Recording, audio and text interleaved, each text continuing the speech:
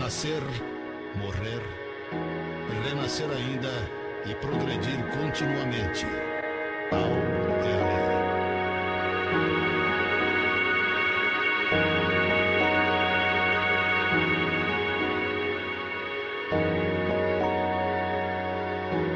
Vamos reunir as nossas vibrações, os nossos pensamentos, aqui neste ambiente, elevando-os a Jesus, o nosso Mestre, o nosso amigo divino, rogando a presença destes amigos espirituais, mentores da nossa casa de oração, espíritos familiares que nos acompanham, espíritos amigos, para que o nosso clima seja de paz, de fraternidade, para que a nossa companheira que traz a sua mensagem possa sentir em nós o carinho fraterno do acolhimento, da atenção, para que os ensinos que ela nos traz nessa manhã possam calar em nossos corações e nos trazer novos subsídios, novas oportunidades de reflexão dentro da nossa doutrina, a doutrina ao qual temos o privilégio de conhecer, a nossa doutrina espírita. Que o Senhor dos mundos seja em nossos corações, que Jesus esteja conosco nesta manhã e nos acompanhe em todos os dias, em todas as escolhas, em todos os pensamentos de nossas vidas. Que a paz seja entre nós e que esta manhã de luz seja um marco em nossas vidas, em nosso conhecimento, em nosso encontro, em nosso clima. Que Jesus nos abençoe a todos e que a paz permaneça entre nós.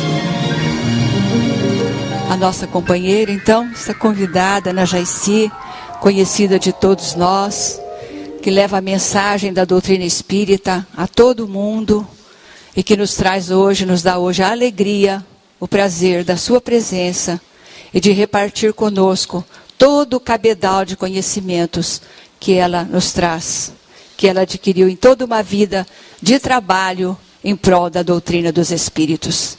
Seja bem-vinda, Ana, e o microfone é seu.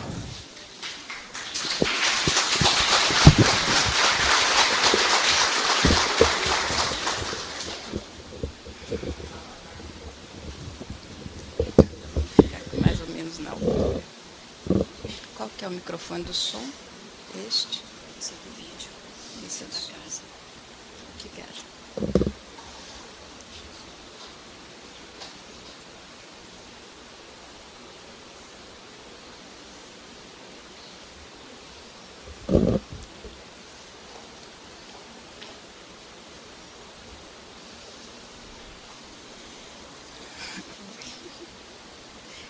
Meus caríssimos irmãos, que nos abençoe o Senhor Jesus, que Ele nos conceda tranquilidade, harmonia, paz. Por que ficais, meus filhos, tão aflitos, quando tendes poderes infinitos que o Pai Celestial vos outorgou? Acaso sois mais fracos do que o vento, que sacudindo o mar neste momento vos atemorizou? Acaso a vossa fé é tão pequena, que a fúria da borrasca não serena, escutando de perto a vossa voz? O Pai nunca abandona os filhos seus. No céu, na terra, em tudo existe Deus.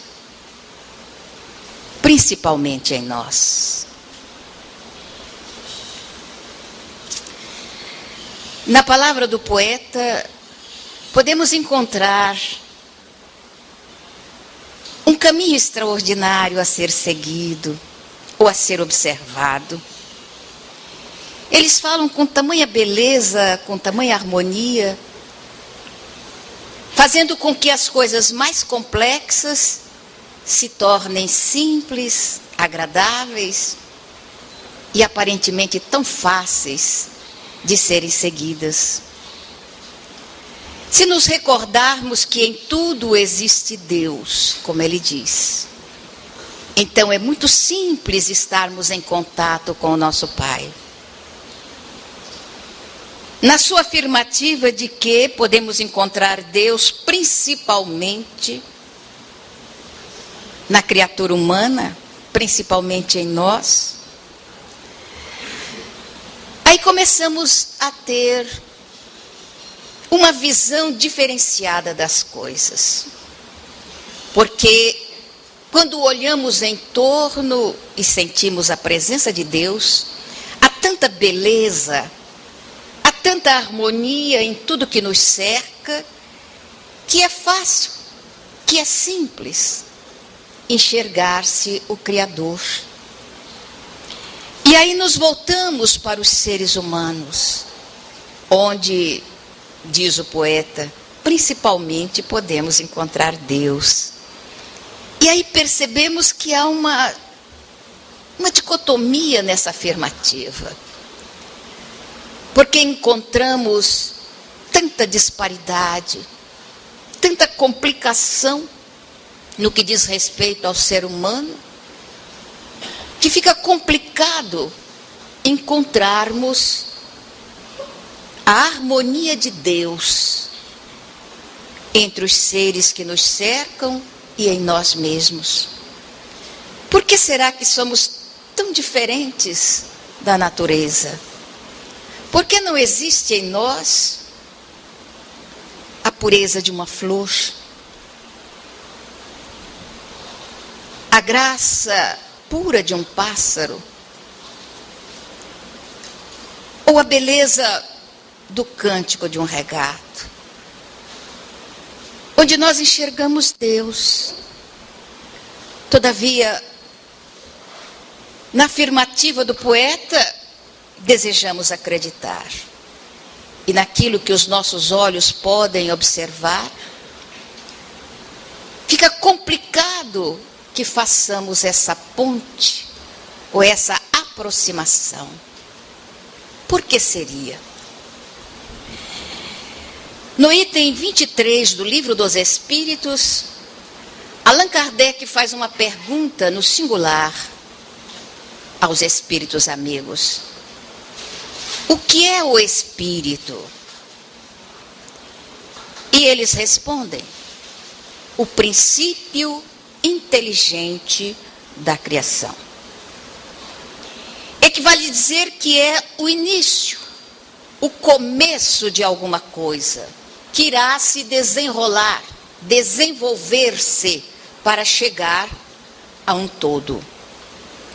No item 76 do Livro dos Espíritos, ele repete quase a mesma indagação, somente o faz no plural. O que são os espíritos? E eles respondem: os seres inteligentes da criação. Equivale a dizer que já deixamos de ser um princípio, um começo, e já caminhamos alguns passos. Somos agora os seres inteligentes da criação. Como se deu esse desenvolvimento? Como ocorreu essa caminhada daquele princípio para chegarmos a sermos os seres inteligentes? Aprendemos que essa conquista é realizada individualmente, por cada criatura. Ninguém recebe de Deus um quantum de inteligência. Ninguém recebe do Pai uma quantidade X de valores. Todos os valores do ser humano têm que ser conquistados paulatinamente, reencarnação a reencarnação, pelo esforço pessoal de cada um. Então, quando afirmam que somos os seres inteligentes, e muitas vezes fazemos uma visão quantitativa das coisas e qualificativas também, acreditando que fulano é mais inteligente que Beltrano. Fazemos esse quadro comparativo e muitas vezes nos colocamos dentro dessa comparação também. eu sou menos inteligente que fulano de tal, que é muito mais inteligente do que eu.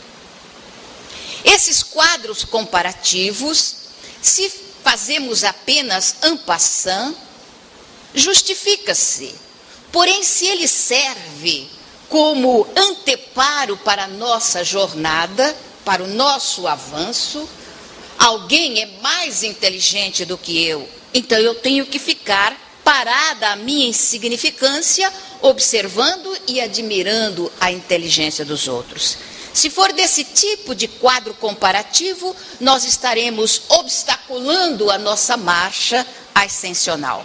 Então, o quadro comparativo deve partir para: se alguém é mais inteligente do que eu sei que eu poderei chegar à situação dessa criatura e até ultrapassá-la, porque a nossa jornada é ascensional. Se analisamos assim, vamos pensar no Evangelho da mesma forma. O Evangelho é alguma coisa que nos chega como uma revelação, a segunda revelação, a revelação trazida pelo Senhor Jesus.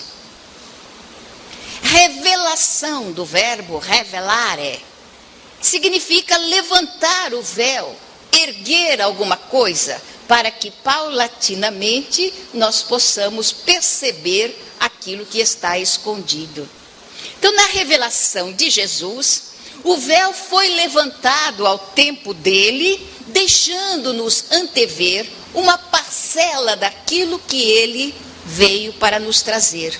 Mas ele afirmou que haviam coisas que ele não poderia dizer àquela ocasião, pelo fato de não termos capacidade para entender aquela revelação. E ao longo do tempo, o véu continuou a ser levantado paulatinamente, para que nós divisássemos essa revelação. Todavia, nem sempre é isso que nós observamos. Principalmente nós espíritas, que analisamos o Evangelho à luz clara e meridiana do Espiritismo. Então, temos essa facilitação para as nossas descobertas, para que a visão vá se ampliando. Todavia, não é exatamente o que se vê. Observa-se que aquilo que foi afirmado há 50 anos atrás continua a ser o patamar para as explicações das páginas evangélicas, para os dizeres de Jesus. Não houve uma evolução, não houve uma descoberta, se bem que tudo na vida demonstra a evolução, demonstra a jornada ascensional realizada pelo homem, principalmente no que diz respeito à arte tecnológica. A tecnologia avançou nesses 50 anos de uma forma extraordinária. E, naturalmente, o homem também, no campo da ciência, ele tem evolvido, ele tem deslanchado de uma forma notável, aprofundando a sua visão, o seu conhecimento sobre os valores que o cérebro humano possui e o quanto é diminuto o poder que nós temos ainda da utilização desses valores cerebrais, caminhando ainda muito aquém daquilo que seria desejado pela possibilidade que o Senhor nos tem concedido. Dessa forma, enxergamos então o Evangelho de Jesus como alguma coisa que está constantemente evoluindo, constantemente crescendo, convidando-nos a quê? Convidando-nos a raciocinar, a pensar. E pensando, vamos colocando em movimento a máquina da inteligência, porque nós desenvolvemos o nosso critério ou as nossas possibilidades de inteligência raciocinando, pensando, e aí nós entendemos um pouco mais a doutrina espírita, que afirma que a fé inabalável é aquela capaz de encarar a razão. A razão face a face em todas as épocas da humanidade. E para encarar-se a razão face a face, é preciso acompanhar a evolução, o crescimento das coisas. Não podemos estacionar, parar, temos que crescer. E nesses 2000 anos que estamos com o Evangelho, quanta coisa, quanta visão diferenciada se tem desdobrado aos nossos olhos. E Jesus vai tomando cada vez mais uma dimensão extraordinária, uma dimensão notável. Assim, vamos observar nos acontecimentos narrados no Evangelho. Jesus encontra-se na região linda e bucólica da Galileia. Uma região simples, marcada pela presença de homens simples também. São pescadores, lavradores, curtidores. Ainda não adentrou naqueles, ou não havia adentrado naqueles arraiais, as discussões grandiloquentes ocorridas entre os fariseus, entre os sacerdotes do templo. E é ali naquela região agradável, linda de se ver, quando estamos no alto e olhamos o declive, é um imenso tapete verde, salpicado de flores coloridas, assemelhando-se a um imenso tapete colocado por mãos divinais, para que o coração do homem possa sentir a presença de Jesus naquele recanto. E lá embaixo, um imenso manto azul do Tiberíades. Não se pode afirmar se as águas são azuis ou se é simplesmente o reflexo de um céu amplo, sem nuvens, de um azul belíssimo. Ou se estamos à margem do Tiberíades e olhamos para o alto, vemos o aclive igualmente florido. É como o sorriso de Deus para a terra, mostrando o quanto Ele apostou na humanidade quando envia o Espírito extraordinário de Jesus para que nos ensinasse, para que aprendêssemos. E o vento que sopra docemente levanta algumas marolas que vêm quebrar-se numa praia de seixos escuros trabalhados pelo rolar das águas. O ambiente convida-nos a pensar em Deus mais detidamente e a senti-lo também. Imaginemos então que estamos nesse ambiente e vemos aproximar-se a figura divina do Senhor, e Ele pede aos seus discípulos que gostaria de adentrar naquele instante em um dos barcos as águas do Tiberíades.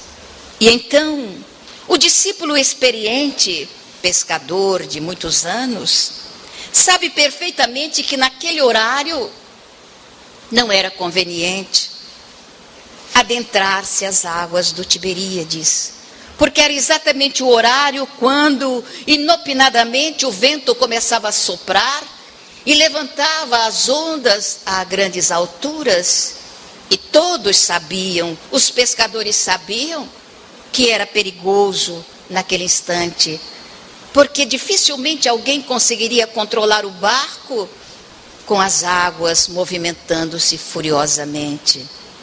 Mas o Senhor insiste, e eles então aquecem, preparam as embarcações e adentram as águas do Tiberíades. Conta o Evangelho que o Senhor se deita e, aconchegando a cabeça à beira do convés, adormece.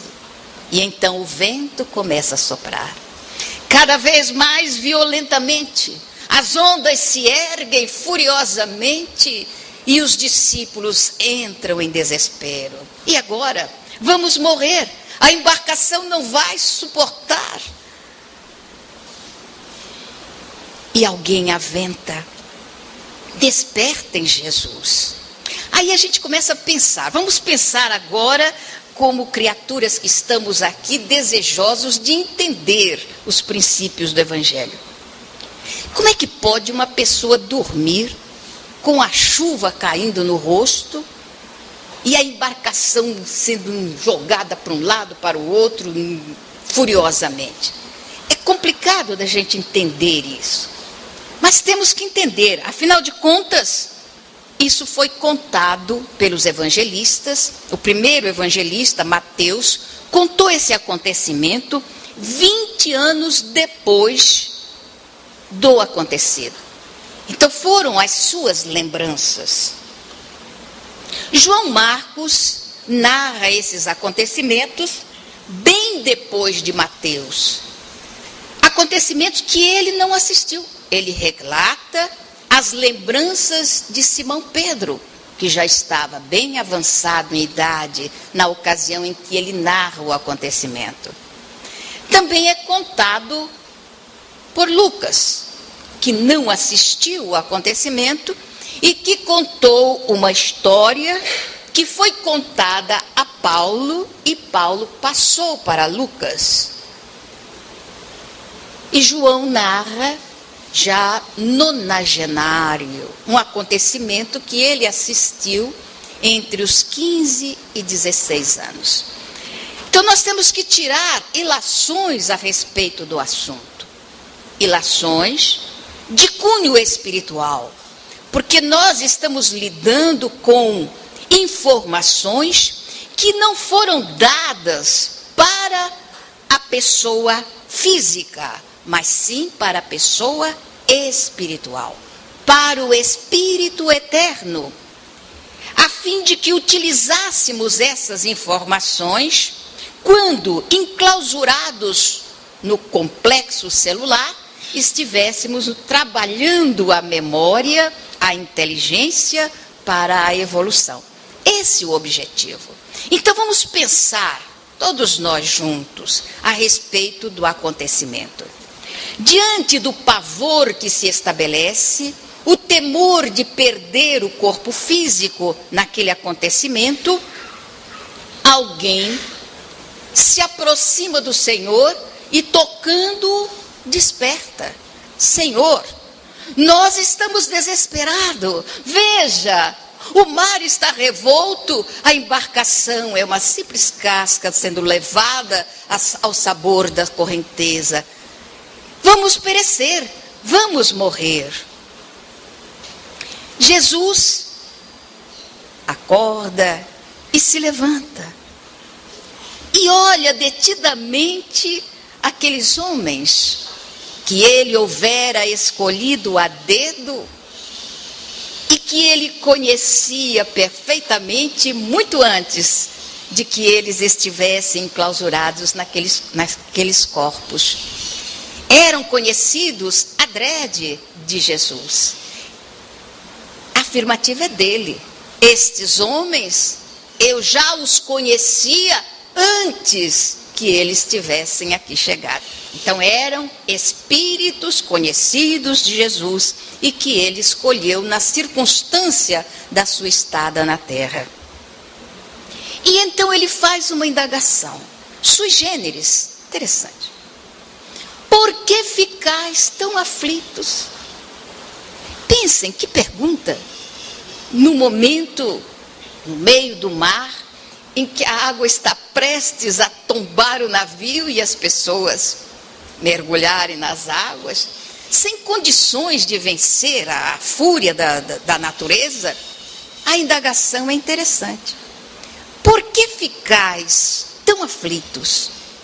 Vamos transpor isso para a nossa atualidade. Diante de circunstâncias difíceis, complexas, perigosas, a indagação de Jesus é coerente. Por que ficais tão aflitos? Qual o maior problema num perigo eminente, numa complicação muito séria para nós. Qual o maior perigo que existe na realidade? Desencarnar. E aí? Desencarnar, qual o problema? Nós vamos sair de um tipo de vida para adentrarmos a um outro tipo de vida. Vamos tirar uma veste pesada para nos vestirmos de uma veste mais leve e possivelmente muito mais agradável. Porque nesta veste nós estamos cerceados, presos, obnubilados pelos 5 sentidos. E quando despimos esta veste pesada, teremos uma visão periférica, muito mais facilidade de registrarmos o que está em torno de nós, de nos relacionarmos com as pessoas, porque não dependeremos tanto do aparelho fonador, poderemos pensar e nos comunicar pelo pensamento. Então, por que os temores? E observemos que nós estamos conversando com espíritas que sabem perfeitamente dessa conexão que existe entre o mundo físico e o mundo espiritual. Por que então os nossos temores? Aí então a pergunta de Jesus começa a ter fundamento. Por que ficais tão aflitos? E aí a segunda etapa da sua conversa com os discípulos. Quando tendes poderes infinitos que o Pai Celestial vos outorgou. Se nós analisamos o Evangelho no entendimento de momento presente e posteridade, então vamos raciocinar que ele disse isso aos discípulos, mas essa afirmativa tem uma amplitude, alcançando os demais pertencentes à criação de Deus, ou seja, a nós. Quando tendes poderes infinitos, Simão possuía, Filipe, Tiago, o maior, o menor, João, Judas, Bartolomeu, eles possuíam poderes infinitos. Mas você também possui esses poderes infinitos. Você também possui.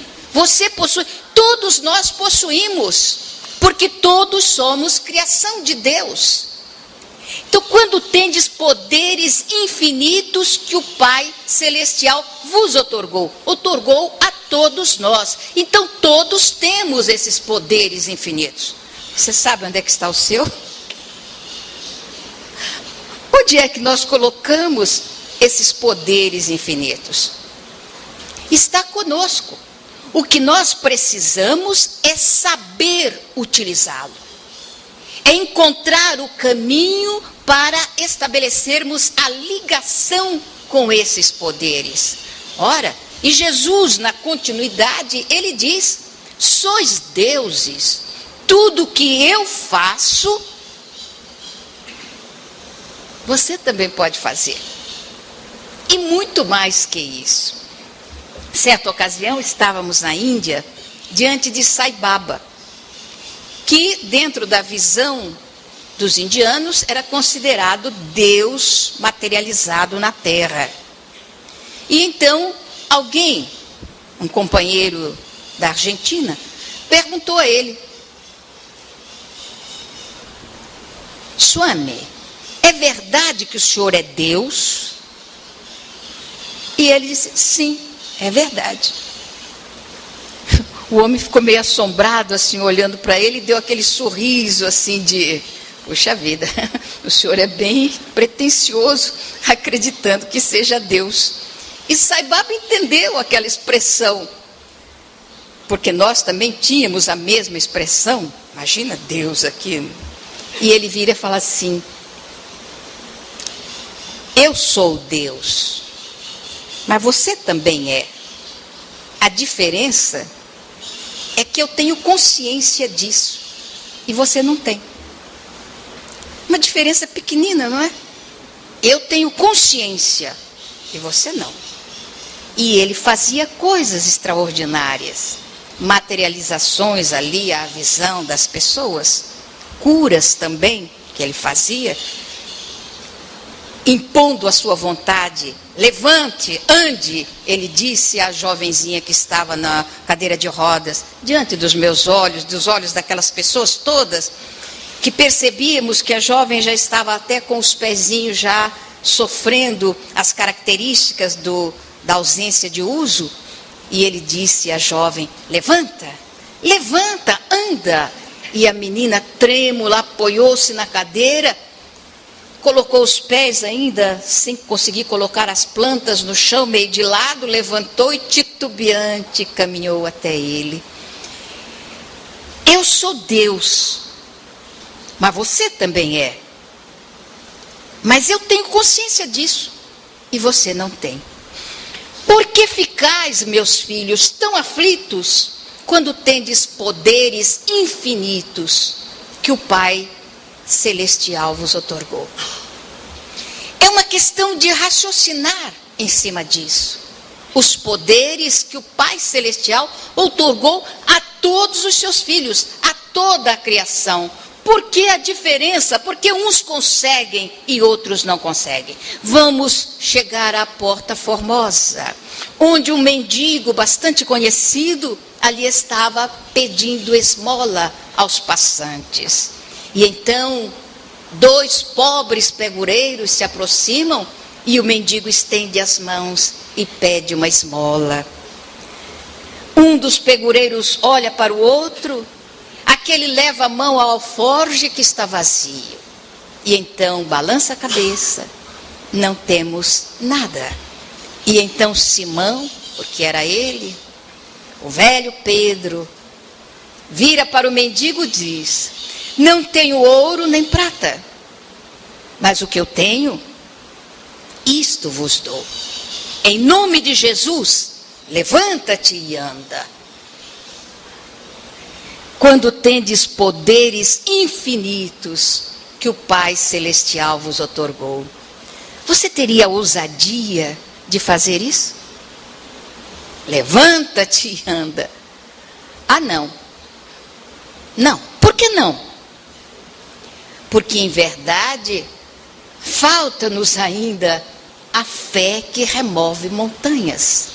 Não acreditamos no potencial divino que existe em nós. Acreditamos que somos criação de Deus. Mas não cremos que exista uma partícula divina em nós que nos dá esse poder. Porque, meu Deus, ainda sou tão eivada de aspectos negativos no meu caráter. Ainda sou incapaz de desculpar, incapaz de perdoar. Ainda estou tão voltada às coisas pequenas, como a maledicência, a inveja, a mentira, a soberba. Ainda está tão presente em mim que seria impossível que eu dissesse a alguém que estivesse enfermo: em nome de Jesus, estás curado. Isso nunca ia acontecer comigo, da criatura se tornar curada.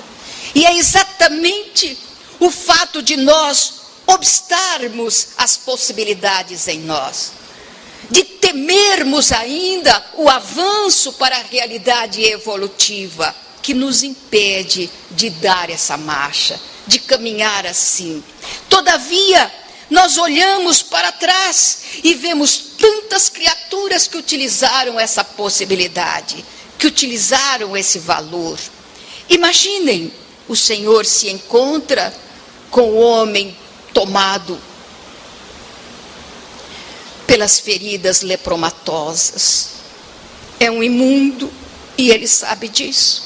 E como imundo, segregado da sociedade, despido de família, e ele se aproxima do Senhor, olha-o e diz, com uma fé que ainda não temos, com uma certeza que falta ainda aos nossos corações, apesar de convivermos estreitamente com a espiritualidade, apesar de irmos à casa espírita e ouvirmos as vozes dos espíritos através da boca dos encarnados.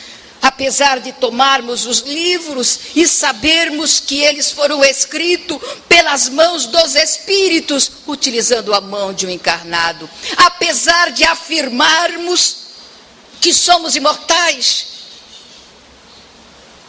não acreditamos nisso. E por isso não confiamos.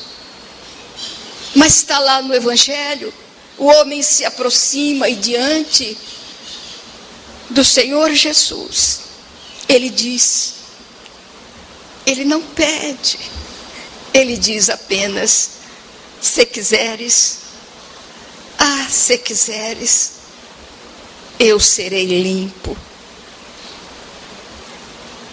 E Jesus, com tamanha tranquilidade, olha aquele homem, percebe-lhe a fé dentro da alma e responde, eu quero ser limpo. E o homem fica curado. Você pode fazer isso. Ele disse que pode. Mas por que não fazemos? Porque o filho está atormentado pela febre, pela enfermidade, e você vai pedir a alguém que dê um passe no seu filho. Por que não você estender a mão e transmitir o passe? Que passe pode ser melhor do que aquele que sai das mãos de uma mãe que confia, que ama? Que energia pode ser mais pura e mais poderosa do que aquele que sai do coração que crê e que quer bem? Mas não, nós preferimos pedir a alguém que venha transmitir o passe para as necessidades dos nossos filhos. E isto acontece com A, com B, com C, com tantas criaturas. Experimente, utiliza. Eu sou filho de Deus. E Jesus disse que eu possuo poderes infinitos que ainda não sei dimensionar. Por isso, em nome de Deus, eu estendo as minhas mãos e consigo transferir energias poderosas, retificadoras, harmonizadoras das células enfermas, capaz de transmitir saúde para alguém. Você pode. O que nós precisamos é acreditar nisso. Por que as nossas casas espíritas, em nossas casas espíritas, não acontece como acontecia no passado? Com os precursores da doutrina, aqui nas plagas brasileiras. Quando um José Pititinga dizia ao obsidiado, sai dele. E o espírito saía. Quando ao influxo da presença de Bezerra de Menezes, os espíritos se afastavam, libertando a mente conturbada. Quando ao influxo das mãos de Dona Anália Franco, a água era magnetizada e foi capaz de conter o impacto terrível da gripe espanhola nas crianças que habitavam o lar que ela tomava conta. Por quê? Sob as mãos generosas de Dona Benedita Fernandes, as pessoas recuperavam a saúde. E a gente não consegue fazer isso. O que tinha de tão importante essas criaturas que realizavam e nós não conseguimos? Se alguém tiver a fé do tamanho de um grão de mostarda, poderá dizer à montanha, saia daqui para ali. Jesus não iria dizer nada que fosse impossível. A derrogação da lei, isso é complicado. Então eu dizer àquela árvore, saia dali, vá para ali, seria a derrogação das leis, complicado. Mas se eu disser às montanhas das minhas imperfeições, saia de mim,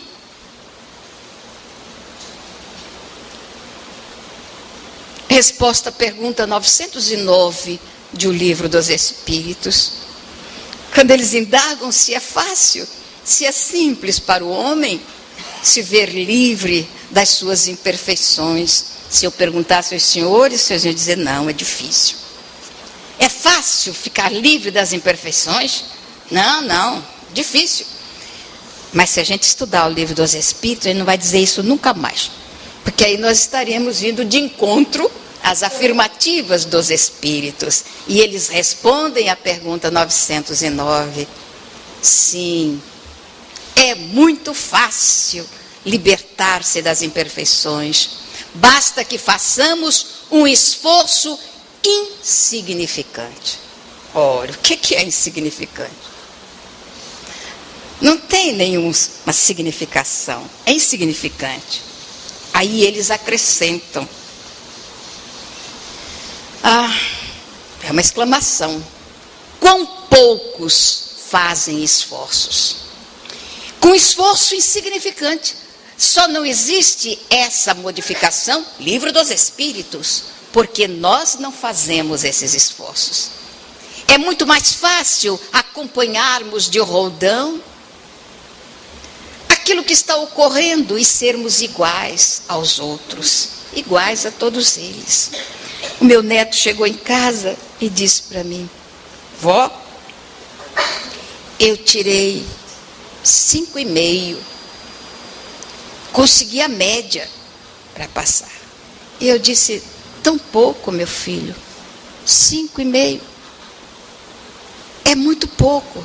Disse, mas vó, foi a nota mais alta da classe.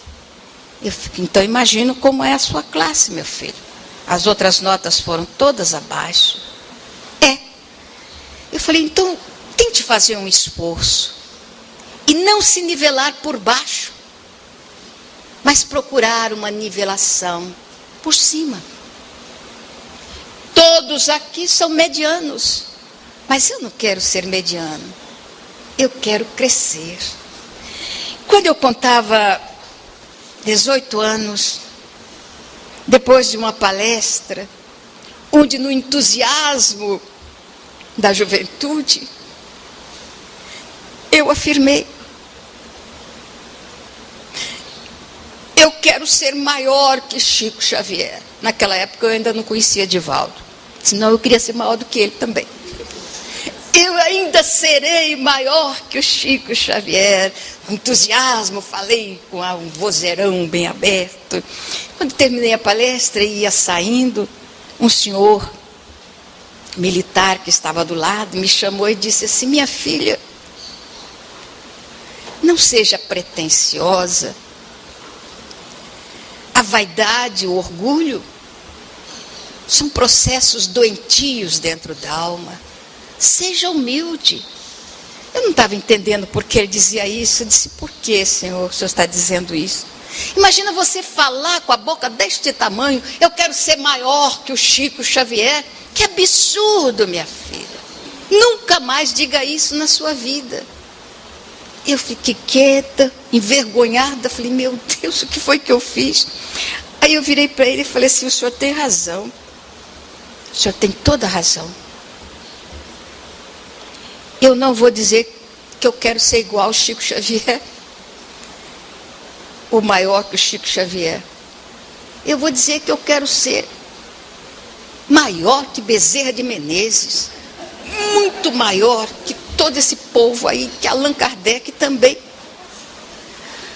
Porque eu tenho que pensar grande, o espírita tem que pensar grande.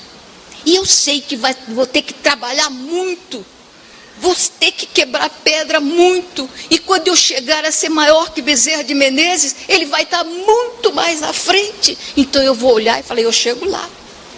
Vou chegar lá. Porque eu não posso parar. E eu tenho que ter um referencial diante de mim. E esse referencial são essas criaturas que estão lá marcando os seus passos e exemplificando para nós outros. Chico Xavier é um referencial. Então eu quero ser igual a ele, maior do que ele. e maior que o doutor Bezerra, e quando eu chegar lá e olhar e ver que ele está, eu vou chegar lá também. E nós temos que pensar assim. Imagina se eu começar a pensar, o Chico dizia isso, ele podia dizer, mas eu não. Eu sou um cisquinho aqui, eu vou continuar sendo um cisquinho, não vou levantar nunca. Porque não vou ter a garra que tem já um Chico com os valores que ele adquiriu. Não vou crescer, vou ser maior. E como a evolução é infinita, vai ser infinitamente esse desejo de crescer. E é isso que nós precisamos descobrir. Então, no meio da tempestade, o Senhor afirma: tendes poderes infinitos. Vamos procurar esses poderes. Vamos garimpar dentro de nós esses valores que estão obliterados pela gama de imperfeições que ainda nos caracterizam. Imperfeições que vamos superando paulatinamente no esforço que fazemos cotidianamente para apresentar os valores morais que existem em cada criatura, porque somos lucigênitos, somos filhos da luz, filhos de Deus, e Deus está em todos nós, no esforço que fazemos para domar as tendências negativas. Imaginem Allan Kardec dizendo: reconhece-se o espírita pela sua transformação moral, e pelo esforço que faz para domar as tendências negativas. Foi isso que ele disse? Não foi. Ele não disse isso. Ele disse diferente. Ele colocou uma palavrinha aí que não tem nada a ver. Poderia perfeitamente ser retirada, como eu retirei. Mas ele colocou. E se ele colocou, ele tinha alguma razão para isso. Ele disse: reconhece-se não o espírita, mas o verdadeiro espírita. Por que o verdadeiro? Por que razão ele coloca verdadeiro? Esse adjetivo pode perfeitamente sair sem que a frase sofra modificação. Mas se ele colocou verdadeiro, é porque devem existir falsos. E é nessa hora que a gente deve procurar o falso espírita. Onde é que a gente encontra os falsos espíritas, hein? Onde? Estou perguntando, por favor. Onde? É num lugar bem simples, eu estou enxergando aqui. No espelho. É no espelho que a gente vai procurar o falso ou o verdadeiro. Olha-se no espelho, estou vendo a minha imagem, e a gente pergunta à imagem: você é falso ou verdadeiro? Porque eu tenho que procurar em mim. Eu não tenho que garimpar os valores do meu próximo ou das pessoas em torno de mim, mas descobrir os meus, onde eles se encontram. Então eu olho para o espelho e pergunto: você é falso ou verdadeiro? O verdadeiro espírita é aquele que se esforça para domar as tendências negativas, que modifica o seu comportamento, que se afasta paulatinamente dos aspectos exteriores que abastardam o espírito e procura elevar-se, crescer, se tornar um Chico Xavier, um Bezerra de Menezes, nesse esforço constante para adquirir valores. É isso que você está fazendo?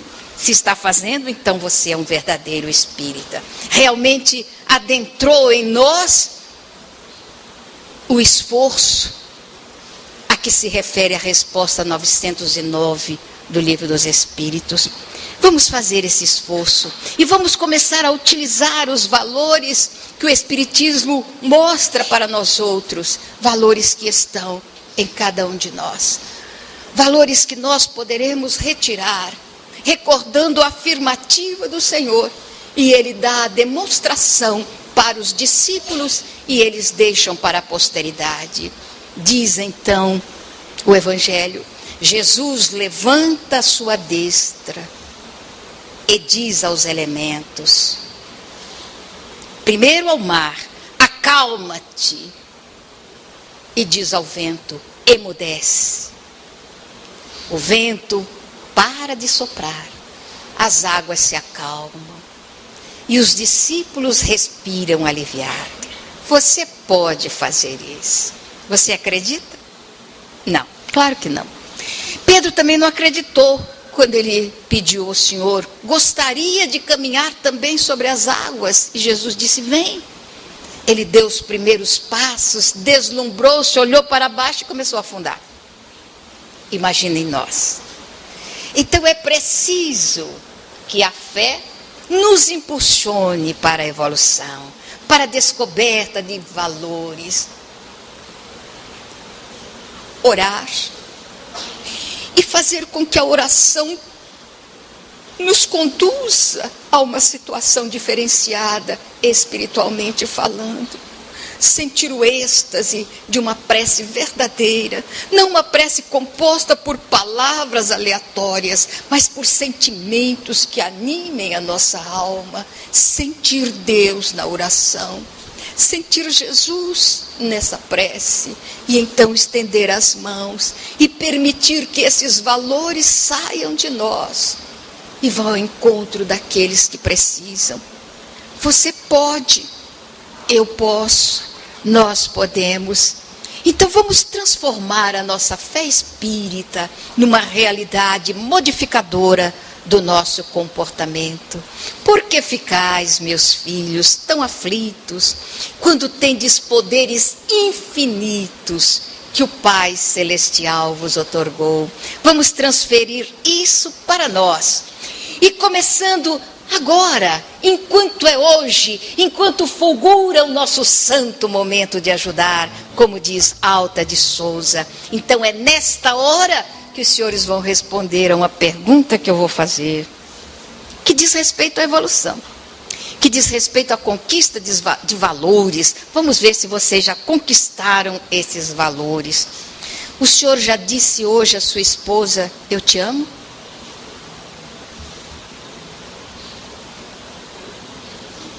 Ninguém disse, nem os que ouviram ontem. Alguém, pelo amor de Deus, já disse à esposa hoje, eu te amo? O senhor disse? Graças a Deus, salvou a alma. Meu Jesus!